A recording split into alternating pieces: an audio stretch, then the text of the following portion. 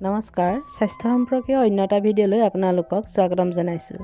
আজি আপোনালোকৰ আগলৈ আলোচনা কৰিবলৈ লৈ আহিছোঁ কি বনৌষধিৰ দ্বাৰা আমি থাইৰয়ড নিয়ন্ত্ৰণত ৰাখিব পাৰোঁ এই বিষয়ে আলোচনা কৰিবলৈ।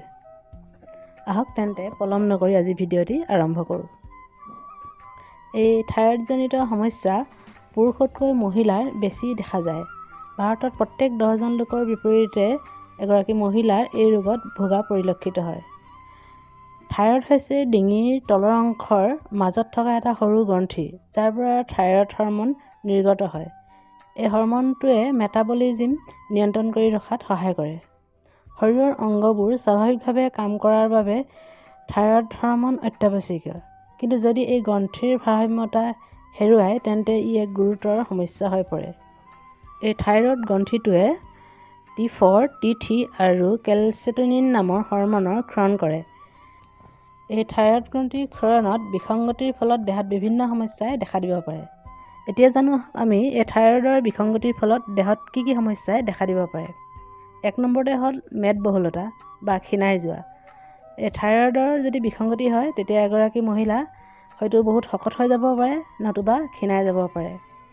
দ্বিতীয়তে হ'ল এই থাইৰয়ডৰ বিসংগতিৰ ফলত এগৰাকী মহিলাৰ মাহেকীয়া অনিয়মিত হ'ব পাৰে। তৃতীয়তে হ'ল থাইৰয়ড গ্ৰন্থিৰ বিসংগতি হ'লে আপোনাৰ বুকুৰ ধপধপনি বা হাত ভৰি কঁপনি এনেকুৱা ধৰণৰ হ'ব পাৰে। চতুৰ্থতে হ'ল আপোনাৰ মন অস্থিৰ হৈ পৰিব পাৰে বা যিকোনো বস্তুত আপুনি মনোযোগ দিব নোৱাৰিব পাৰে, এনেকুৱা ধৰণৰ আপোনাৰ সমস্যাই দেখা দিব পাৰে। তাৰ উপৰিও আপোনাৰ ঠাণ্ডাত খুব ঠাণ্ডা লাগিব পাৰে বা গৰমত আপোনাৰ খুব গৰম হ'ব পাৰে। এনেকুৱা ধৰণৰ কিছুমান আপোনাৰ লক্ষণে দেখা দিব। তেতিয়া আপুনি ধৰিব পাৰিব যে আপোনাৰ নিশ্চয় এই থাইৰয়ডৰ সমস্যা হৈছে। এই থাইৰয়ডৰ সমস্যা দুই ধৰণৰ হ'ব পাৰে। এটা হ'ল হাইপৰথাইৰয়ডিজম আৰু আনটো হ'ল হাইপাৰথাইৰয়ডিজম। আজি আমি এই হাইপৰথাইৰয়ডিজম বা হাইপাৰথাইৰয়ডিজমৰ বিষয়ে আলোচনা নকৰোঁ। আজি আলোচনা কৰিম আপুনি কি বনৌষধিৰ দ্বাৰা এই থাইৰয়ড সমস্যা নিয়ন্ত্ৰণত ৰাখিব পাৰি এই বিষয়ে। আপুনি যদি এই থাইৰয়ডজনিত সমস্যাত ভুগিছে তেন্তে চিকিৎসকৰ পৰামৰ্শ অনুসৰি ঔষধ সেৱন কৰাৰ লগতে কিছুমান ঘৰুৱা প্ৰতিকাৰ বা বনৌষধিৰ দ্বাৰা এই থাইৰয়ড সমস্যা নিয়ন্ত্ৰণত ৰাখিব পাৰে। এতিয়া কি বনৌষধি আমি সেই বিষয়ে আপোনালোকৰ আগত কৈ আছোঁ। 1 নম্বৰতে কৈছোঁ আদাৰ বিষয়ে। যদি আপুনি এনেধৰণৰ থাইৰয়ডৰ সমস্যাত ভুগি আছে তেন্তে আপুনি নিয়মিত ৰূপত কেঁচা আদা খোৱা উচিত। আদাত মেগনেছিয়ামৰ লগতে পটাছিয়াম উপাদানে থাইৰয়ডৰ সমস্যা উপশম কৰাত সহায়ক হয়। আদাৰ কিছুমান গুৰুত্বপূৰ্ণ ৰোগ প্ৰতিৰোধী উপাদানৰ গুণাগুণে থাইৰয়ড বৃদ্ধি হোৱাত প্ৰতিহত কৰিব পাৰে। দ্বিতীয়তে কৈছোঁ হন গছৰ বীজৰ কথা।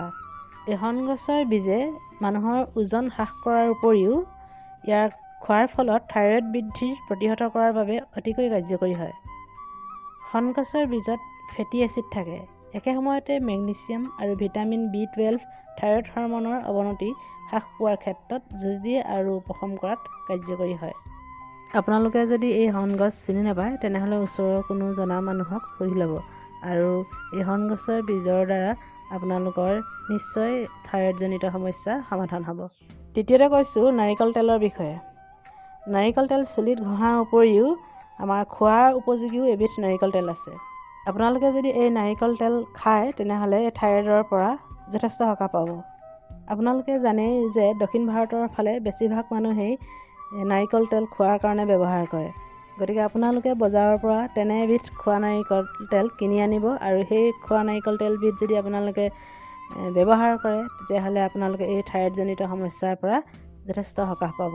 এই নাৰিকল তেলত ফেটি এচিড থাকে যি থাইৰয়ড গ্ৰন্থিক সঠিকভাৱে কাম কৰাত সহায় কৰে। চতুৰ্থতে কৈছোঁ ঔষধ গুণসম্পন্ন মুলেটি শিপাৰ ৰসৰ বিষয়ে। আয়ুৰ্বেদিক ঔষধ মুলেটিয়ে থাইৰয়ড বৃদ্ধি হোৱাটোত বাধা দিয়ে। থাইৰয়ড ৰোগীসকল অতি সোনকালে ভাগৰি পৰা দেখা যায়। এনে পৰিস্থিতিত মুলেটি খোৱাটো থাইৰয়ড আক্ৰান্ত ব্যক্তিসকলৰ বাবে অতিকৈ লাভজনক। থাইৰয়ড গ্ৰন্থি সংপৃক্ত কৰাত মুলেটি কাৰ্যকৰী। পঞ্চমতে কৈছোঁ অশ্বগন্ধাৰ বিষয়ে। আপোনালোকে যদি দীৰ্ঘদিন ধৰি থাইৰয়ডজনিত সমস্যাত ভুগি আছে তেন্তে অশ্বগন্ধাই আপোনাক যথেষ্ট পৰিমাণে সকাহ দিব আৰু থাইৰয়ড সমস্যা নিয়ন্ত্ৰণ কৰাত অশ্বগন্ধা অতিকৈ কাৰ্যকৰী। আপোনালোকে এই অশ্বগন্ধাৰ গছৰ ছাল বা শিপা ৰস হিচাপে উলিয়াই আপোনালোকে খাব পাৰে আৰু এনেধৰণে খালে আপোনালোকে নিশ্চয় সুফল লাভ কৰিব। আজিলৈ ভিডিঅ'টি ইমানতে সামৰণি মাৰিছোঁ। এনেধৰণৰ নতুন নতুন ভিডিঅ' পাই থাকিবলৈ আপোনালোকে চেনেলটি ছাবস্ক্ৰাইব কৰিব আৰু যদিহে ফেচবুকত চাই আছে তেনেহ'লে পেজটি ফ'ল' কৰিব, লাইক কৰিব আৰু আপোনালোকৰ বন্ধুবৰ্গলৈ শ্বেয়াৰ কৰিব। ধন্যবাদ।